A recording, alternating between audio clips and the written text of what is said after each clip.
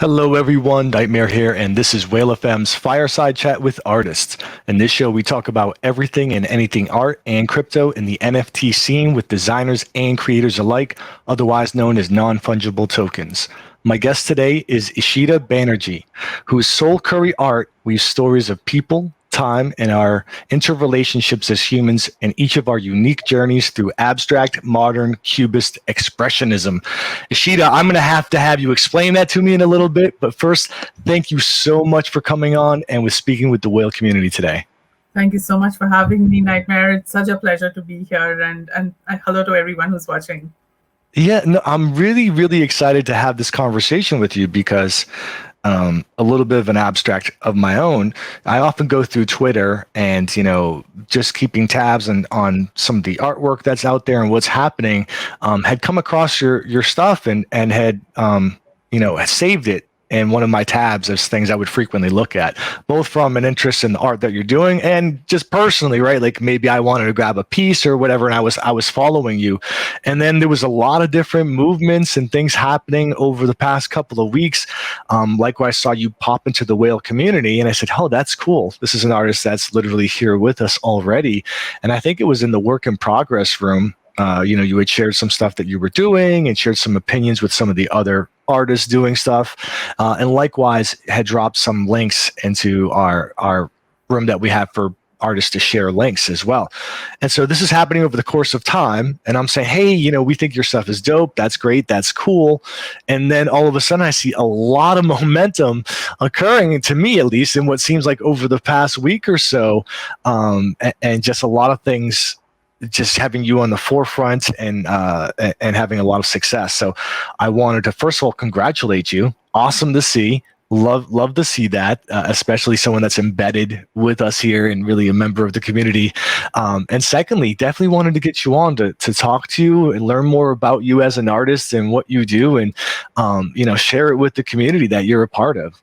Thank you so much. What a pleasure, and that was quite an introduction. So, thank you so much. Yeah, absolutely. I'm here. I would be very happy to share my journey with everybody.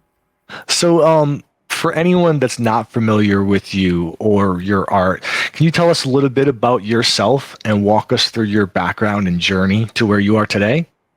So, my name is Ishita, and I call my style Mad Men Modern, which is kind of an abstract cubist rendition reinterpreted in a modern day context. I'm deeply inspired by the 70s and mid-century modern styles. And I've always tried to explore human relationships and how people fit into each other's narratives and how other people fit into my own narrative. So that has been my exploration right throughout my journey. And my roots come from India. So I grew up in India, New Delhi, and I went down the traditional art school route. So I am an artist who went down the art school route. So I did my bachelor's in fine arts, and then I went on to do my master's in fine arts with a major in visual communication. And what that did was it kind of opened my horizons to art history, to the different movements of art, and I really understood technique, I understood style, I understood what artists were trying to express through their work, and also about how art movements take place. And through this, through my explorations of trying to just find my own voice, I stumbled upon this. This was something that I would do over and over again. I kept making faces and I kept trying to, break them apart and bring them back together. And I was, again, my final year MFA dissertation was on Cubism. And I really took a deep dive into what the Cubist practice was, why they did what they did. I studied Braque, I studied Picasso till, for 2 years. And it had a very deep influence on what I was going to go on to do. And my color palette comes from my roots in India. My style comes from a blend of the 70s and turn of the century, mid-century modern. And I also love experimenting with dimensional cubism. And what you see is what I call Mad Men Modern. And that's a little bit about me. And I've been a contemporary artist in the traditional space for over 25 years. And over the past 1 year, I've been in the NFT space, and I've been just learning and growing. And I was so happy to kind of make that transition from the contemporary art space and kind of bring it here, trying to bridge what I used to do to what I am doing now and what I could do in future. So I'm very, very excited. Wow, that's impressive. The amount of academics that's behind what kind of shaped and helped you hone in on the style that was a good way for you to express what you wanted to express. Prior to going to school and really focusing on those different things that helped you cultivate what you do now, were you active as an artist as a child? Was it something you were always interested in? Was it in your family? I grew up in a family of doctors. Everybody was a doctor or a scientist in my family. So I was the black sheep. I was the one who was the rebel, who always was drawing with the head in the clouds. But I was always an introvert child. So I was the one who would kind of sit in the corner with a book, observing people. And I think that kind of observation kind of helped me understand moods, feelings, and associations. So right from the time I was a child, I was always drawing, and I've had just the best experience. But I did not come across art till I actually applied for the College of Art in New Delhi, and that was the premier institute. And it was just chance that I was passing by, and the applications were open, and I said, this looks interesting, maybe I could give it a try. And and then so on. It was a program with just 50 people, so I was very lucky to get in, and there were about 200,000 people who had actually applied. And shortlisting that many students was a pretty tough job, but I think I was lucky enough to get in, and just that's kind of started my whole trajectory. But I grew up with Asian parents who did not understand why I wanted to do art, why I wouldn't want something more traditional, something more stable. And I got a lot of pushback saying that art is not going to pay the bills, you're now never going to make a living out of art. And I grew up with a lot of confidence issues, thinking that did I make the right choice. But I was very, very happy. I can't imagine my life any other way. I've been really blessed doing just making art my life, basically. So yeah, thank you so much. I can relate as a father who's an engineer, and it wouldn't matter how successful I am in any possible field or what I could achieve. It's that I didn't follow in the same kind of pathing that he did, because to him, that was the measure of success, right? Obtaining that particular goal. So I find that really interesting that you kind of tried it on a whim, is the way you make it sound. Like you weren't particularly set on becoming an artist. You just said, I'll give it a try. And once you applied yourself and found that you enjoyed it, and it was something you related to, that's when you kind of honed in. Yeah, exactly. I was actually on my way to becoming a journalist. I had signed up for a journalism course, and I was an English major, and then I was just passing by art college and like this looks very interesting, and yeah, I just chanced upon it. That's the equivalent of, sometimes we talk about athletes. It's such a rare occasion that someone would just pick up a sport at the age of 18 and become a professional or something. And certainly you're the rare equivalent of that in the art space. So that's super, super interesting. How would you, now this is going to be a challenging one, right? How would you characterize your art style and aesthetic in layman terms for people that maybe didn't study art in the traditional sense? My art style, I think, yeah, this is a challenging question. Yes, for sure. I would say that I look for human relationships and human emotions, and I try to express them through the faces that I draw. So it's kind of, I take, I believe that the face is the very first point of contact when you meet somebody, and the eyes are what we land upon when we first see someone.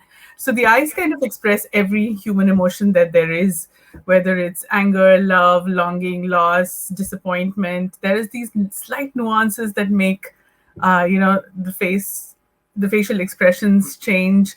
And that's exactly been my exploration, and I try and abstract them. So it's not very realistic. So it's called non-traditional portraiture. So I do faces, but in a very non-traditional way. And I've been very influenced by the Cubist movement. So I kind of break them into planes, I break them into pieces, and then I try and assimilate them in interesting ways. So that's what I would kind of explain it if I had to explain my style. Thank you. I'm the one that needed that. I try to say it was under the guise of for everyone else, but I just needed help putting it all together. So I appreciate it. You talked about always being observant of people's emotions, and that being something that you reference sometimes in your work and your art. Can you talk to me a little bit more about your inspiration when you're making these pieces? Is it just calling back on those observations? Is there emotions of your own that you're channeling, or is it just kind of an act of exploring technique? I think it's a little bit of everything. I think, I really start off with the feeling first. I think of the mood or the feeling or what I feel like expressing in that very moment. And once I have settled on that, and I feel like I can express it through, using the faces, or how I, kind of just would want to kind of make a composition, or how I would want to put it out there. That's when I start drawing, and all of my pieces, almost everything, starts off by a sketch first on paper, and that's where I kind of draw my ideas from. And I call it my Sunday sketchbook. Most of the, on my Instagram, I used to, like, before, a couple of weeks ago, I used to share my sketchbook pages, because I feel it is in the sketchbook pages where I'm most free, and where you're fearless. You're not trying to finish something, or you're not trying to perfect something. It is really a very spontaneous and a natural extension. And I believe all my stories, all my emotions are an extension of myself, what I'm feeling in the moment. I've gone through some major challenges in life, and I feel like a lot of it is my story, or how I was, where I am, and these are markers in time for me. So these are stories pretty much everybody can relate to, because the human experience is such a universal one. I feel like all of us, regardless of where we are, where we come from, share the same human experience of moods and feelings and the emotions that we go through. So these are very, very relatable. So I try and work with lines, work with these moods, and try and bring something different every time I try and do something new, at least a new series that I come up with, whether it's color, whether it's a very dense composition, whether it's something very geometric. I try and explore these little, things that kind of elevate the pieces a little bit. So that's my, that's how I kind of come across the ideas that I do. Yeah, I love that concept that the art is an encapsulation of feeling and thought and emotion in time, and that when you're creating it, you can explore the boundaries of that sometimes, right? And go beyond just whatever you're experiencing, and just kind of open yourself up to experience and feel more. And then someone that's consuming the art, and I say consuming not in the purchasing way, Yeah, but experiencing it, right? They're taking it in. They go on their own journey that you kind of unlock for them. So exactly. I love that about your work, and it definitely talks to you that way. That was one of the things that was striking to me, because I said, look at this juxtaposition of colors and shapes. It's shambolic. It talks to the aesthetic that I like, but there's a definite tone. There was an expression being made with them. There was it evoked something in me that made me want to come back and see what the next one would be, because you do have a lot of work out there, and I just wanted to see more and more and more of it, as opposed to, hey, this is monotonous, this seems like the same thing chopped different ways. No, it was like each thing was telling me something different. So you definitely convey that. So thank you for sharing some of your rationale behind it. Thank you so much. And I do try that very consciously. I try not to do the same thing over and over again, because my growth as an artist also depends on that. I would want to kind of grow. I would want to explore new things that I haven't, in terms of whether it's technique, whether it's composition, whether it's just, texture, color, anything. That's where we need to constantly evolve and grow. How about your creative process from a technical perspective? I see you do a lot of experimentation with looking at how things look on a digital medium. You're taking things from the sketchbook, very cognizant, it seems, of the texture and the aesthetic and how it's going to show digitally. your time in school obviously helped you with regards to how you wanted to put it to the page or to the digital medium. But is there a specific process? Do you freehand what comes to you first and then you kind of work from that, or do you kind of plot out and plan and then meticulously go through the planning of the shapes and the blocking? Most of it is spontaneous. 99% of the time, I'm just working spontaneously, and I don't work within any guidelines or any structure. It just just flows, and I just have to be in that moment, in that mood, or the feeling that I'm trying to do, and the feeling that I am trying to express is what I'm trying to channel when I'm trying to do this. And I start everything by hand on my sketchbook first. For the textures, I've been fascinated with rugged textures, with the tooth of a notebook, with the grain of a pencil. These lines, the broken lines, is something that really fascinates me, because I feel like there is nothing straight or perfect in nature, in us. So I've always tried to look at the rugged, the broken, the decaying, the things which are cyclic. They die and they come back. So those are some things that fascinate me. So I look at that very consciously. So I will take pictures, I will take photographs. I've put my my paper against a very rough asphalt surface, and I've kind of colored it just to get that that right grain or the texture to it. And yeah, I just photograph things for textures. I juxtapose them, and I bring whatever I do by hand, I bring it onto Procreate, and then I kind of enhance that. I add the colors, I add the make the compositions more dense, make it more saturated, and just play with it. Because at a point of time, after I played with it, and I know that okay, this is exactly what I'm trying to express, and voila, I got it. So that's how I do it. There's some comments in the Discord where people were asking about making a cubist piece. Does that take a lot more planning and kind of a different process? No, Is that is, it's kind of the same. I kind of do exactly that. I mean, I take the face and I just trying to break it up, and just a very organic way of putting lines and things together. as some people were commenting that they love the juxtaposition of some of the darker what looks like sadness or death or whatever with the vibrancy of the colors and the way that it's put together. So just some people really enjoying that experimentation and that contrast that you do. I love high contrasts. I really like high contrasts. Right. No, definitely. You can see it. What other mediums do you create in and do work in? I saw that there was some commercial stuff, and I wasn't sure if that was just applying your prints on different things or if you've experimented with glass or sculpture. When I was in art college, I did everything. I did sculpture, I did painting, I did photography, I did product design. But most of the time, I think I stick to the medium of either paper, canvas, or I work on the iPad now. So that has kind of been my medium. I've done work with a little bit of clay here and there, and I used to make jewelry just for fun because I loved.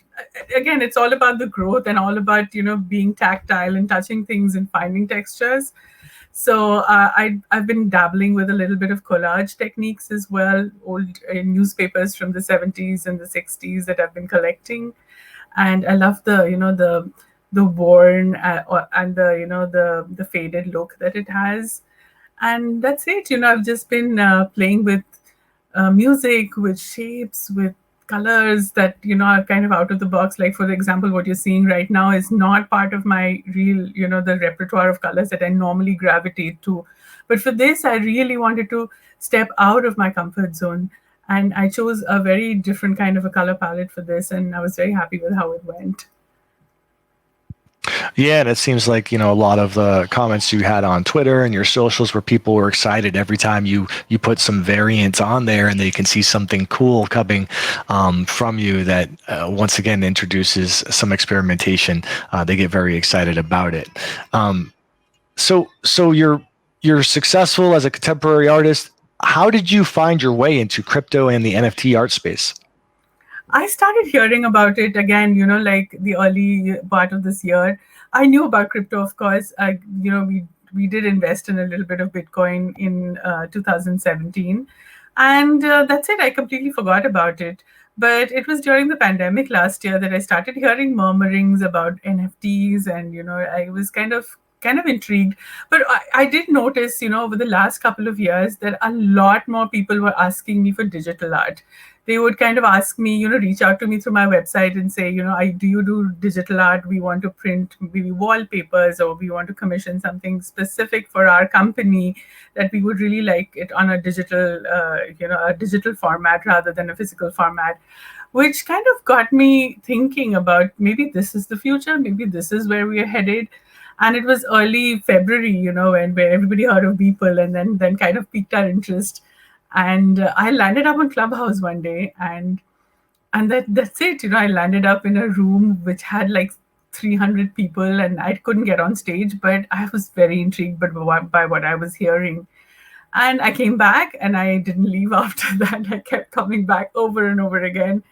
And I learned so much. And being an introvert, I was really, not comfortable speaking, but Clubhouse went and changed all that. And I really had a wonderful time just learning and growing my community, and also meeting new people, because when I came in, I was perhaps one of the very few South Asian women in the space. So just, being able to try and stand out was what I was trying to do rather than blend in. So I consciously made a decision of, coming up with something that was very, very true and authentic to me in terms of the art that I was coming out with. And yeah, just had a remarkable journey and a wonderful time the last couple of months. I've grown and learned so much from everyone. Well, we're certainly glad that you are here, and we Farouk actually is a good friend of Whale Shark, who created and found the whale community, and we always. It was actually Farouk's room that was the very first room that I came into, and then I saw that Farouk was from Montreal, and that got me even more, interested. Right. I'm like, I need to know more about this. That's how I got started. Right. Yeah. No, we always talk about a bridge that was formed, right? So there was a lot of crypto native people involved in NFT and crypto art prior. And I think Clubhouse really helped open the door to people that were interested, that maybe weren't already on Discord or weren't embedded in what would be the traditional tokenized art Twitter. So thankful that it brought such an amazing artist to us. So very cool to hear that. I did want to ask you real quick before I forget, this series that you have here on Known Origin is so different than your other stuff. What was the idea behind this particular collection? I mean, I launched this collection after, I had kind of spent 6 months in this space, 5 or 6 months in this space. And I had kind of established, a collector base, and I had everything, that I was trying to do. I was kind of known for this style. And that's when I decided that, I have so much more in my repertoire than just Cubism.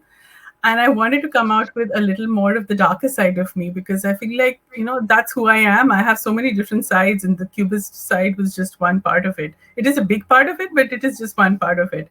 I also work in this, I have a darker side, and I've had some struggles in my life. I've battled cancer. I've done I've had a lot of ups and downs in my life. So I do look at the darker side, and I kind of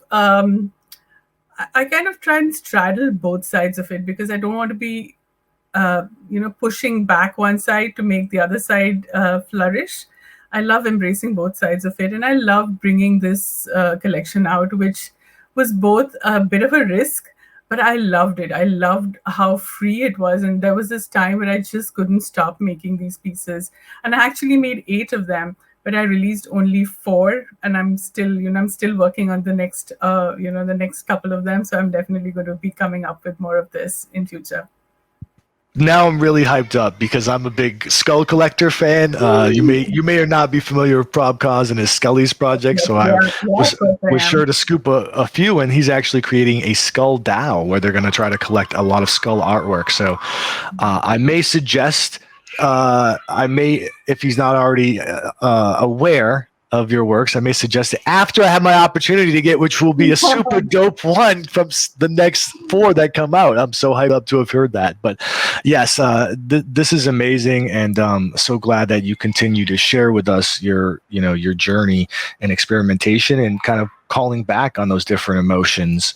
I love when I see artists continuing to push themselves and push their boundaries and grow. And, knowing that you're still actively doing that, the community's excited. I can see them talking in the chat as well. That really has us excited to follow and be part of that journey. And I think that's one of the cool things about the NFT space is a lot of the collectors and the enthusiasts, they're not just concerned and not just happy to collect the art, because of the execution.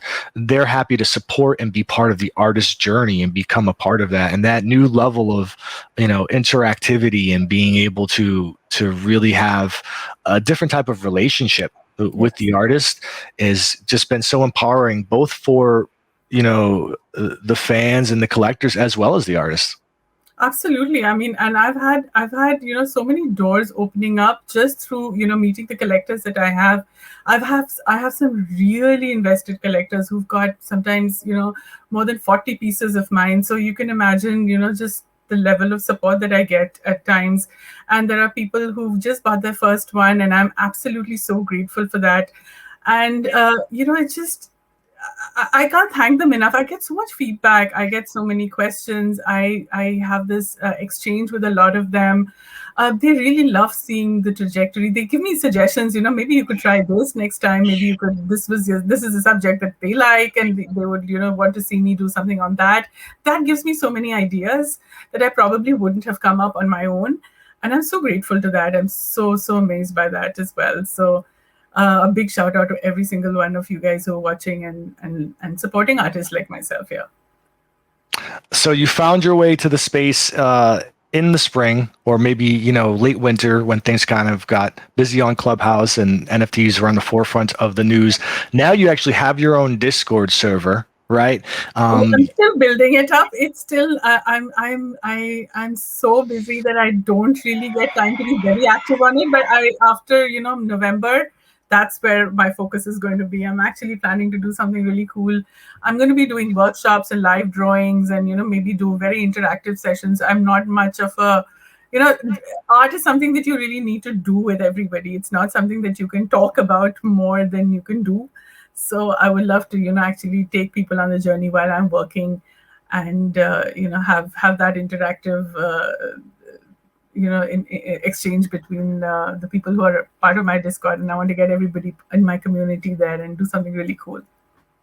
That is very cool, and certainly an incentive for people to join. For anyone that's not in it or possibly is interested in it, they can go to your Twitter. It's under the handle SoulCurryArt, and one of the first links right here is the Discord, which, as you said, you are building, and it should be popping in November. So now's a good time to get in. Maybe there's a OG status or a role or something. Make sure I make it official. And I do giveaways. I mean, people who've collected more than 6 of my pieces, I do free airdrops. I do a lot of things. I mean, just to bring value to my collectors. Right. So that's something. Yeah. This is something that I'm always in my mind. It's never about. I feel the NFT space is not about the primary market, but kind of bringing value in the secondary market for the people who are invested, who have gotten early and supported the artists.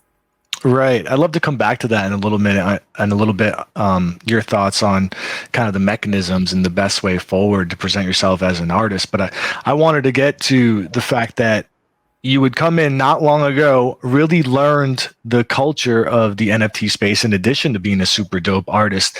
And now you're on the front page of OpenSea, right? So that's been happening over the past few days. I don't know how long these things typically are on here until they cycle, but this has been, you've had kind of a permanent placement here for a few days. And, I was paying mine to some pieces that I had my eye on, and that floor has gone up significantly since then as well. The volume has just been crazy the past couple of days. Was there a specific catalyst for this, or was this just, things coming together, right place, right time? I think this is things coming together, right place, right time. This is my second time on their homepage. I was on the homepage in the beginning of August. And that's when I think a lot of new people found me. And right now, just things are just off the charts, and I just had just the most blessed time, and I'm so happy. Uh, Yes, what is it? Almost 200 sales, right? The other day, right? So the sales volume up significantly as well. So a lot of people, I think, coming to realize, what a talent you are and wanting to get involved in what you do. I hope so. I hope so. I hope to keep bringing them value. And it's been a surreal experience. And I just wish this for everybody, all the artists in this space. So you touched on it a little bit there, and I'd love to get your thoughts on it. You do a lot of different means of delivering, your artwork to people. You do some limited editions, you do some one of ones, you do some experimentation with pricing. What are your thoughts on scarcity, frequency? I know you said you'd like to focus on building the secondary. How do you approach that as an artist, trying to find success in the NFT space? I've given myself a target of releasing about 100 pieces a year. So right now, I think this is going to be my biggest drop so far. So I'm at 92, and I will cap it off to 100. So that is going to be scarce. And I've also tried to kind of bring in different kinds of series. So the black and white series has, I think, 5 pieces. The Love and Dreams series has just 10 pieces, and so on and so forth. So these are series that I'm never going to repeat. And the Interwoven series is, has very limited, I think I did 8 of them. So this was an experiment, and these are things that perhaps I will never do again. So that is what is going to be, different and scarce. I try to keep, different pricing, because I feel like I want to be approachable. I want to be affordable for everyone, whether you're just starting off or whether you've been a long-time collector or you've got a lot of ETH in your wallet. I want to be that kind of person who's approachable. You can afford. And I think I learned this from my years struggling as an artist when you're starting off. I used to go to every Christmas market, every show. I used to sell $6 cards. I have done the work, I have done the hustle, and I know what it feels like. And I still remember pretty much everyone. I try not to forget these things, and where I came from, where my journey started. And I try and remember everyone who's bought that $6 card from me, and people now, and they are perhaps the people that are going to buy a $600 painting from me. So I value them and I trust them, and I'm so grateful to them. So I do believe that I have to bring value, and by that is what I mean is it's not about the primary sale. I want to keep my pricing humble and approachable. At the same time, it is what I ask for, what I think it's worth. But I definitely want people to, either hold it if they wish to, or flip it in the secondary market so that it brings them value as well, because it's about a collective growth. It is not about my growth and the ETH going into my wallet, but a collective growth, because if we have a healthy secondary market, it benefits every single person, and we get more people in the space as collectors. So that is kind of something that I am definitely actively looking at. Yeah, I think you found a model that works. Obviously, the traction that you've gotten, especially over the past 3 months or so, definitely are a testament to that. I've seen. One more thing I wanted to add is I keep my edition sizes small, so I keep it between 3, 5, and 7. I've done a few of them are 10 of 10s, but never more than that, unless I've done a collab with Gabe or Sabit, where we've done editions of 25 or 15. But I have always, for my individual pieces, they are never more than 7 or 8. So the collection size is also very small. So that I hope will give more value to the people in the longer run. I'm sorry to interrupt you. Please go ahead.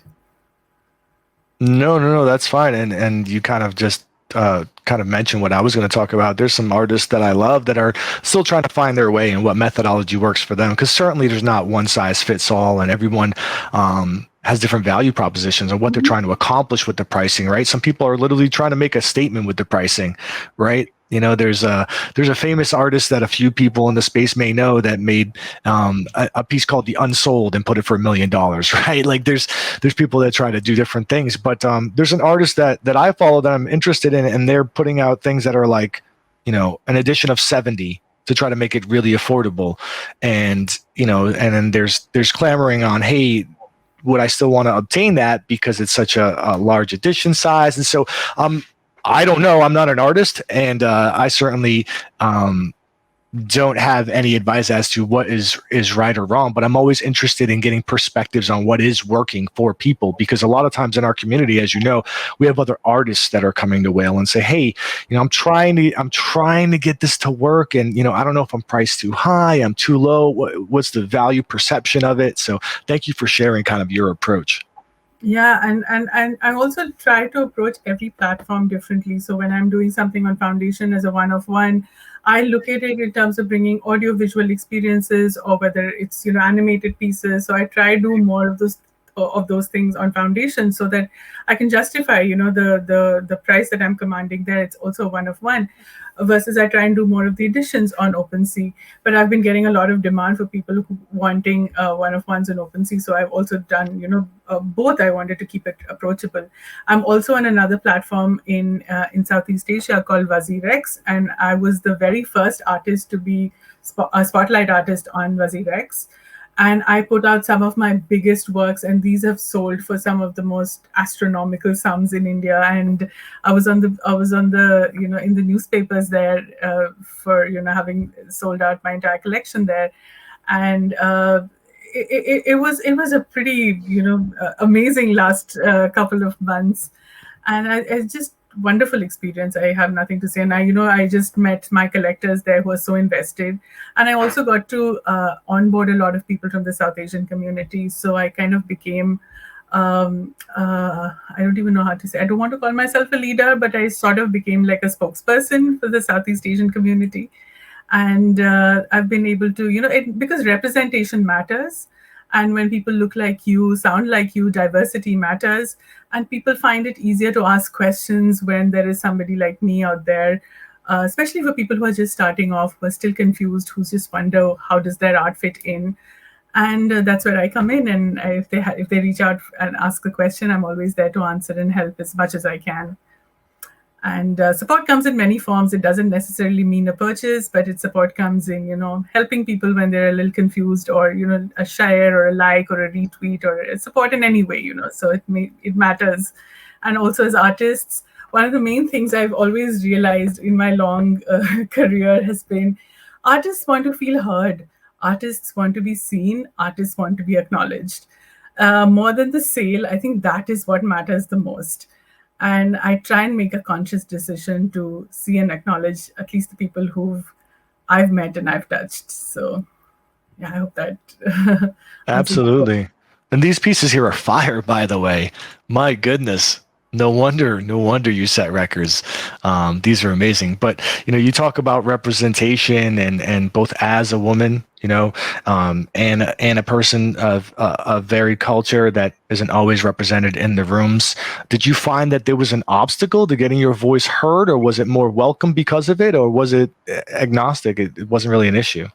It really wasn't an issue for me, because I feel like I was there starting off with pretty much everyone. So we were, literally building the whole space up together.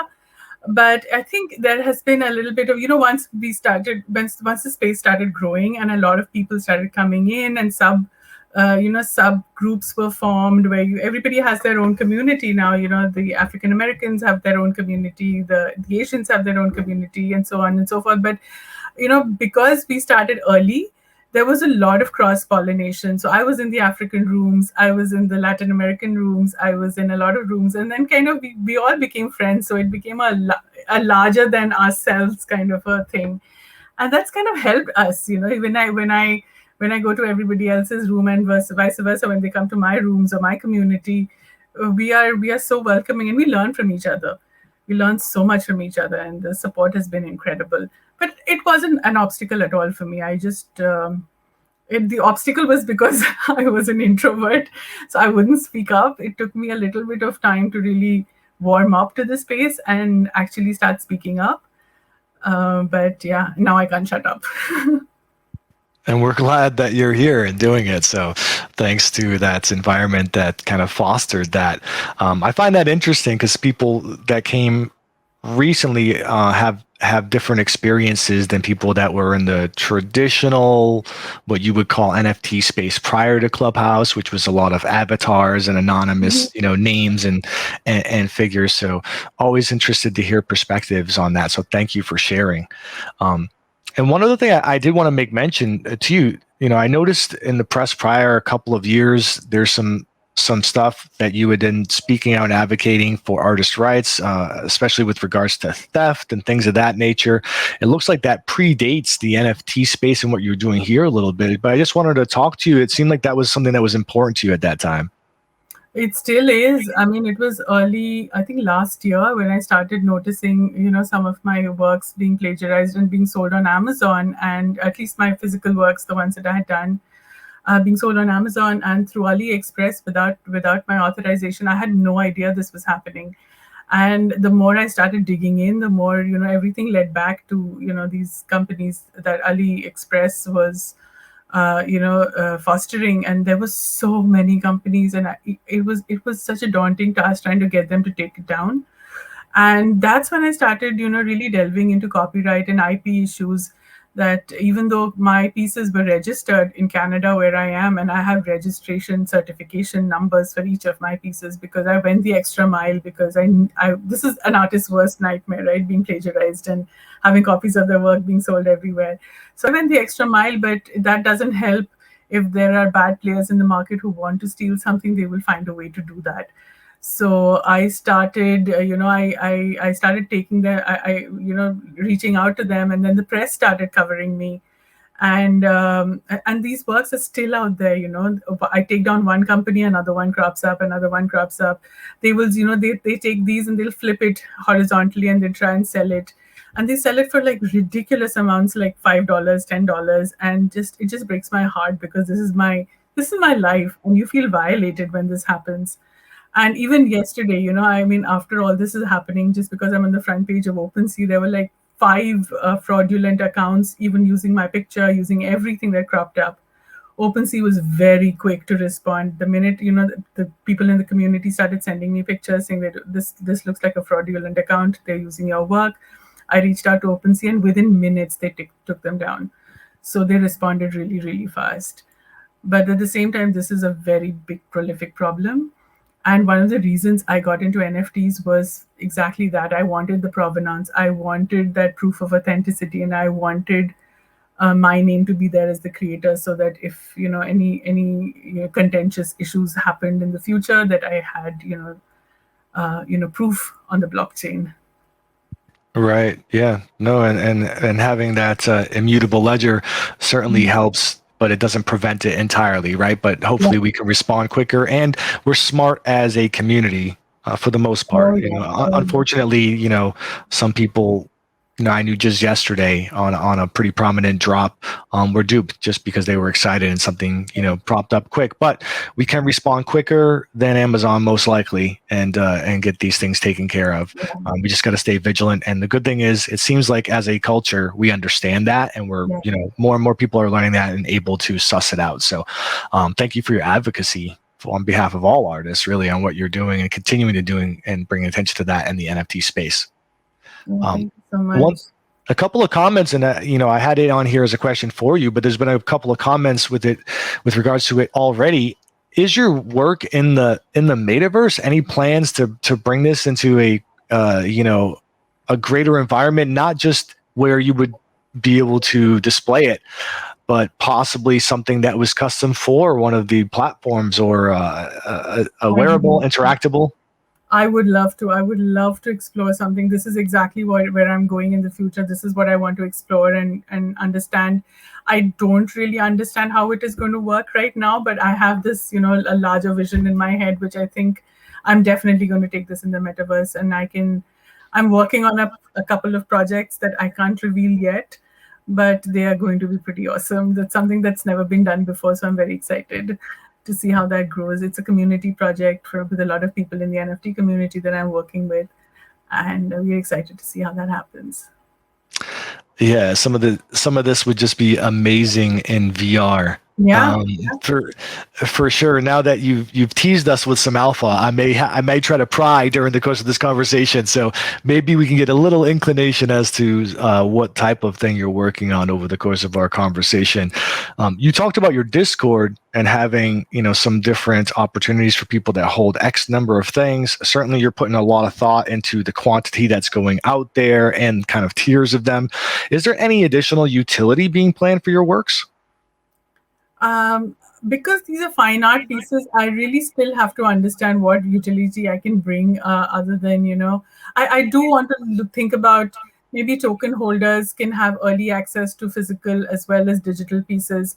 My next collection that I'm going to start early next year is going to be a bundle of my physical pieces along with the NFT of it, because I feel like there's been such a demand for the physicals as well, and just need to work out, the logistics of shipping and things like that. So I just want to make sure, because it's especially people when I have to ship it overseas with the taxes, with insurance, I have to make sure it's worth it. Right. Right. Okay. Any other ideas or thoughts rather on the AR VR capabilities of different things that you can do with the smart contracts? Does that excite you when it comes to the evolution of things you could do with your art going forward? I am absolutely excited. I'm also looking at, giving away IP of some of my work so that people can maybe use it for product design. Maybe they could use it for merchandise, or whatever. I'm still exploring possibilities. I've had a couple of companies reach out to me, wanting to use my designs for their, whatever their products are, and I'm still in talks with them. And yeah, we're just going to see how that works out. But yeah, I am looking at AR VR. I'm looking to collaborate with people who really think out of the box in terms of this. I am actually collaborating with a couple of really young and upcoming artists in this space they're doing some really cool things. That's amazing. I can just envision now if I had the AR capabilities to hold up a device or my phone and see one Yeah. of these in the middle of my room, glaring back at me, right? In such a size and scope, that would be an awe-inspiring experience. Or I threw on the Oculus and I was in a I'm in going a to do room that. surrounded by these, or some kind of universe of yours. That would be super cool. A couple of fans of yours in the community chat were saying that they would absolutely love to see you create some stuff live, and so a lot That's of people that would exactly be advocating for that.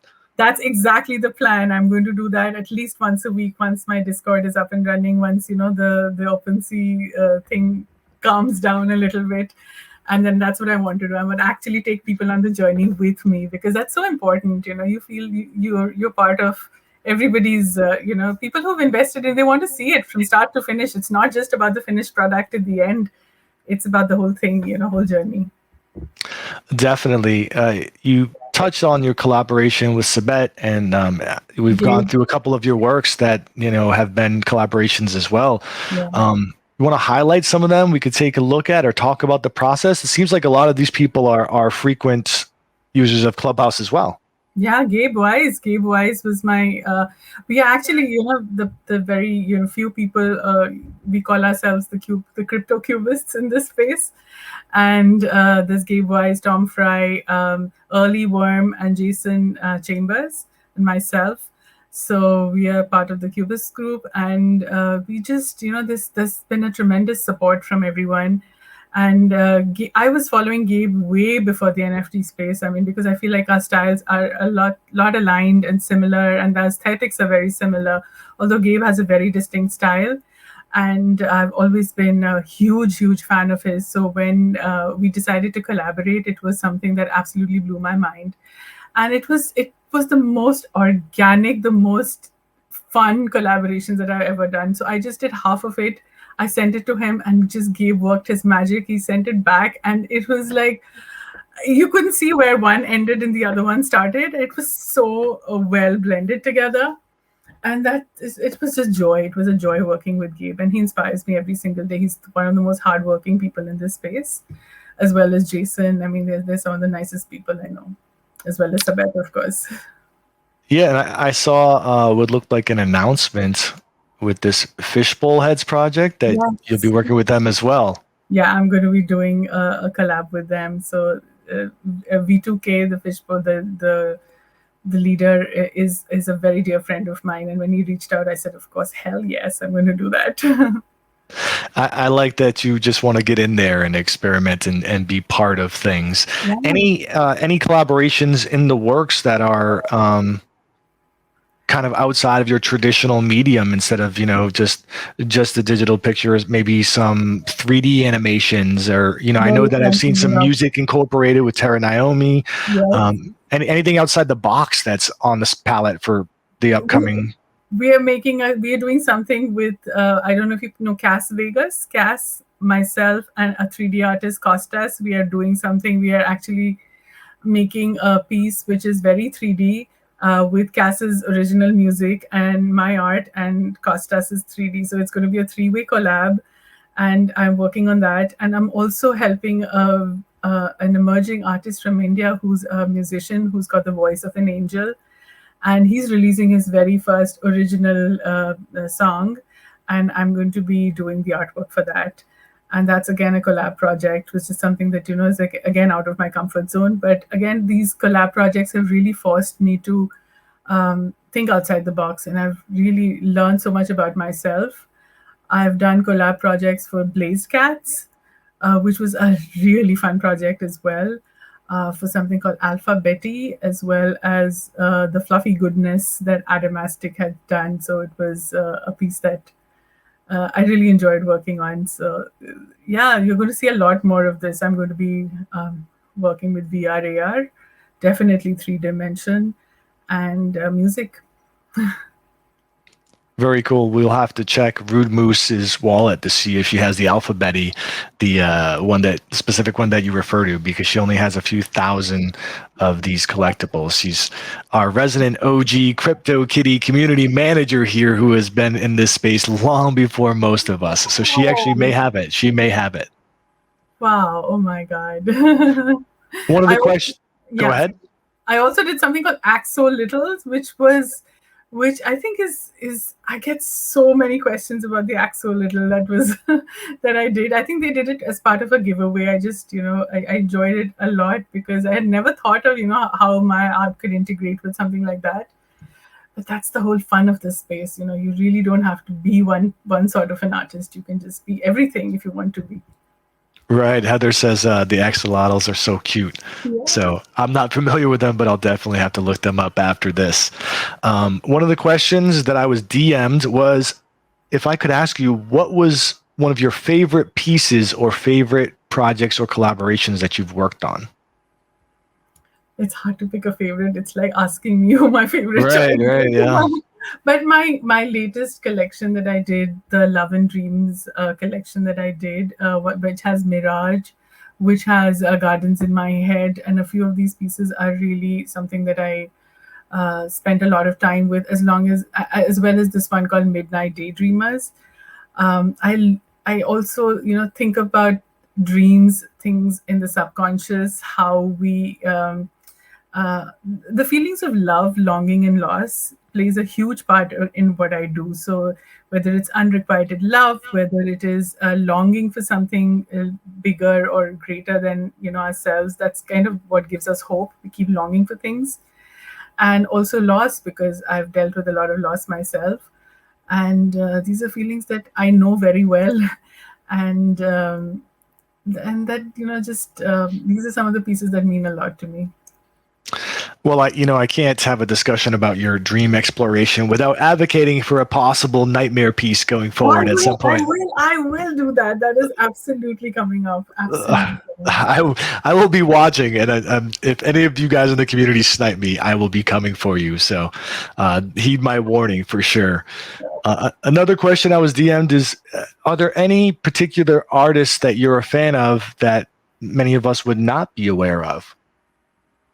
I'm a fan of many emerging artists. May not be aware. There's a very young artist from India. His name is Angad, Angad. He just started his journey. He's doing the series called The Great Awakening with Sikh warriors, which is very, very interesting. And I love his style. His name is Angad Sodhi. Yeah, that's him. I love his work.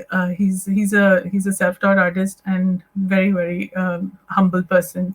Really like his work. Another who else? I like Farah Manley. If you heard of Farah, she does these surreal 2D 3D work.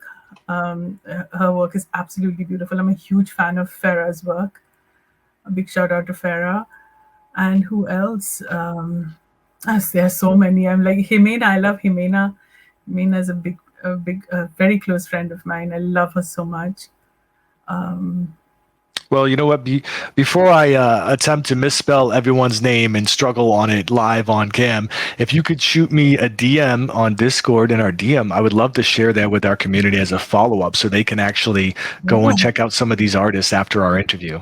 Absolutely. Did I just lose you? Yeah, I think I did. Okay. I will. I'll send it to you. Oh, you mean right now? No, not right now. We could do it afterwards. Yeah, we could do it afterwards. That way we're thorough and, we make sure that we cover everybody. Someone asked, what part of your upbringing in India do you feel like you pull into your artwork? What part? I am, I don't